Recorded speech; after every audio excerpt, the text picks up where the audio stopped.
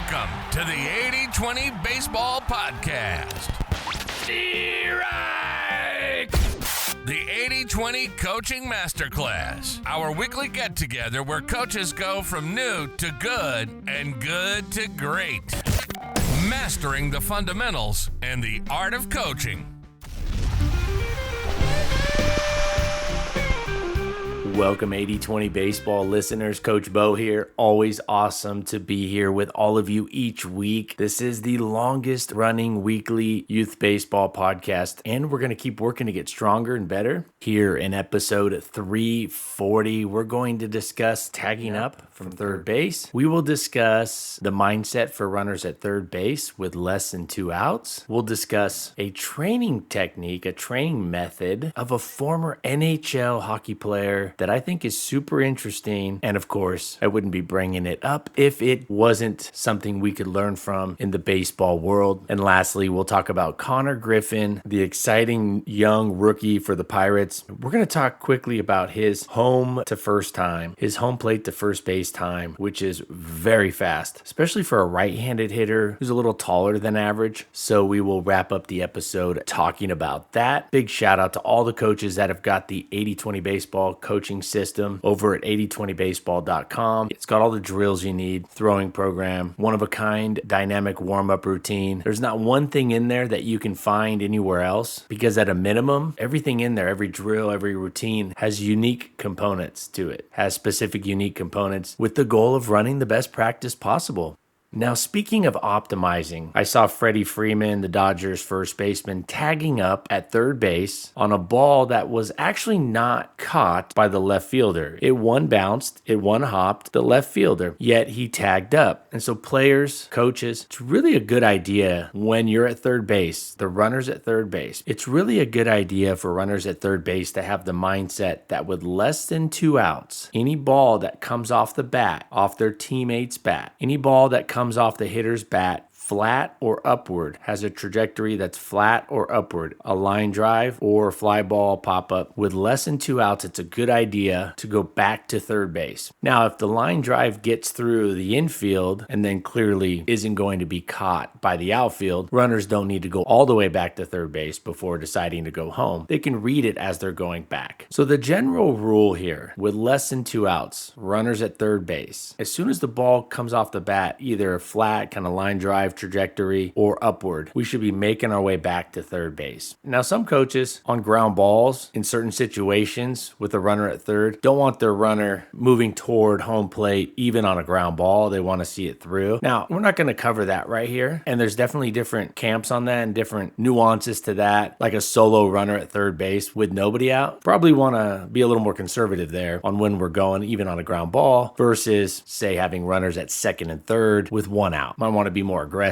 Just go on anything on the ground, we're going right away. Definitely heard some great arguments both ways on all of that. But this discussion here is more about runners at third base, less than 2 outs. If the ball is clearly not a ground ball, we're going back to third base, or at least back that direction. And of course, if the runner sees the ball hit the ground before they get back to third, then they just turn and go to home. And so Freddie Freeman tagged up on a ball that was actually not caught. But what Freddie was doing and what runners at third base with less than 2 outs are doing there, they're hedging. So if the outfielder makes a diving catch, they're ready to go to home plate because they've tagged up. And if they don't catch it, they can head home as soon as that ball bounces. Now, if the outfield is playing very shallow, most outfielders, as you move up, definitely don't play shallow because now they're opening up themselves for a lot of doubles and triples and a lot of problems on extra base hits, which is great for our offense. On offense, we should want the outfield to play in. So if the outfield is playing very shallow, or if you have a runner that's extremely slow, you may approach this a little different, but most players aren't extremely slow. There might be slow players, but not extremely slow. So the argument sometimes is, well, I have a slow player, and if he goes back and tags up, and the outfield's playing shallow, and they one hops him, and they'll throw him out at home, rather than just going like halfway or going toward home. Now, here's the thing they leave out on that. If you have a slow runner, and he starts moving toward home plate, and the outfielder catches it, especially a left fielder or maybe a center fielder moving towards his right, probably just as good a chance of getting you doubled up at third. And this is a big reason why I think it's so important to train speed and athleticism for all players. That's a fundamental. A lot of times we talk about fundamentals in baseball. It's ground balls, throwing accuracy, catching the ball, making contact at the plate. We think of those as the fundamentals, but really below that, actually, the fundamental to those fundamentals is body movement, being good movers, athleticism, agility, quickness, speed. So a default mindset for runners at third base, a ball off the bat that has a flat or upward trajectory, we're moving back to the base and going from there. If the ball's caught, you tag up. If the ball falls, as soon as it hits the ground, you take off. And that's also something to consider if you do go back to tag up and it doesn't get caught. Of course, the runner can go right when the ball hits the ground, giving the runner a 2 to 3 step head start before the fielder fields it and gets into a good throwing position. And if anything, both of those are putting pressure on the outfield, making them make a perfect throw. So take the hope out. Let's remove the hope, hoping that the outfielder doesn't catch it. And let's just tag up either way, or at least move back toward the bag. So we leave ourselves 2 options rather than being stuck off the bag. They dive and catch it. Now you can't advance because you got to go back and tag up. And of course, by then it's way too late to advance. So keep that in mind. Runners at third base, less than 2 outs. It's a good default outside of some of those slight nuances. That's a good default mindset to have. And that could net you a few extra runs every season.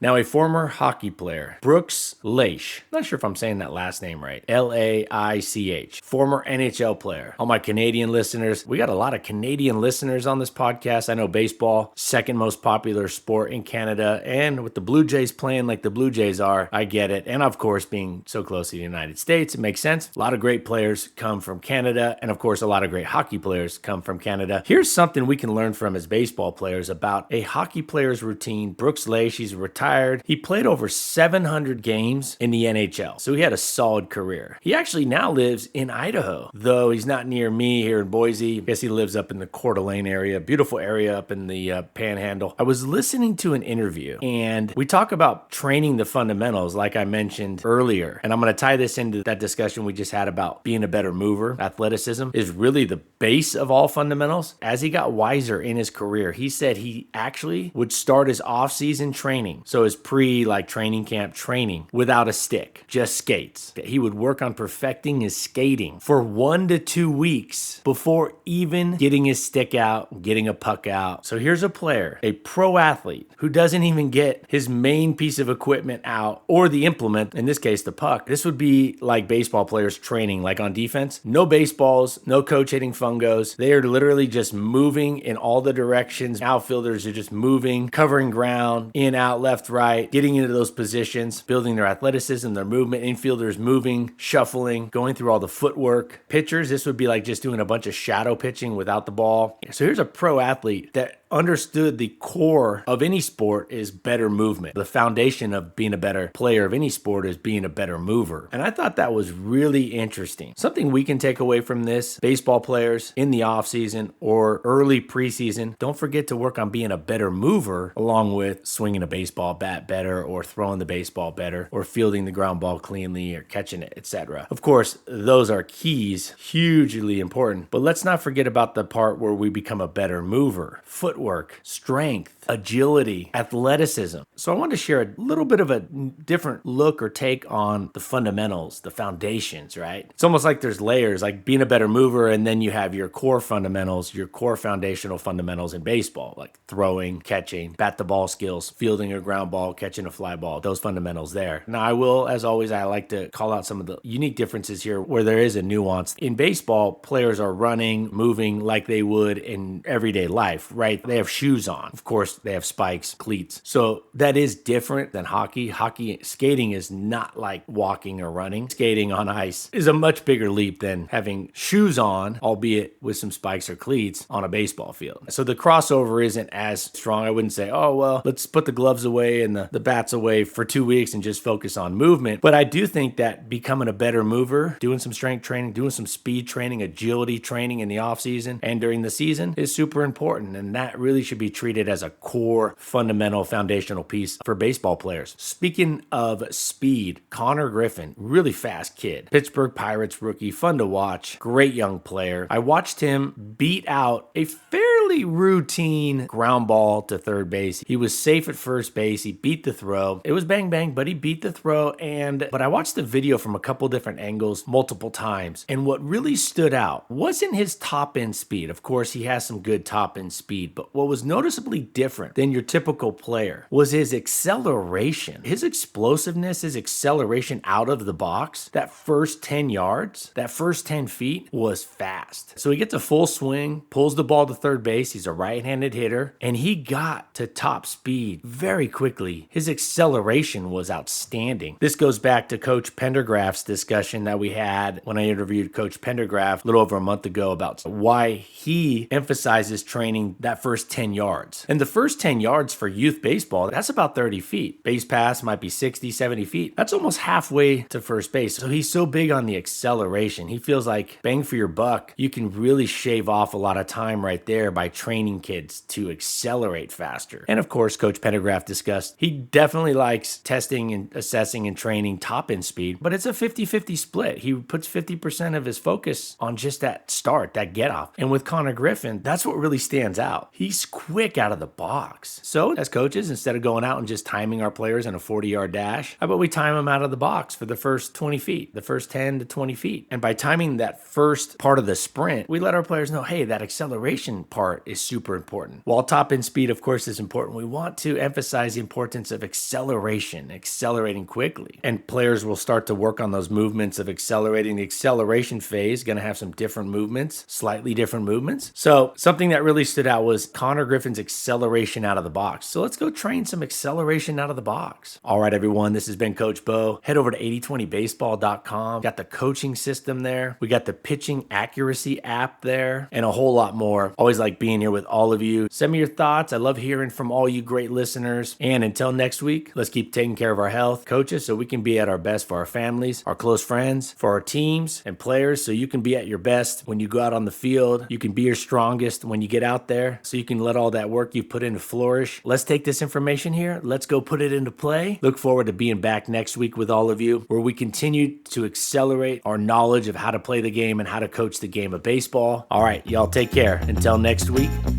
adios.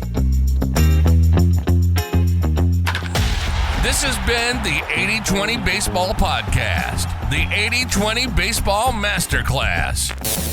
We got this. Now, let's take the field.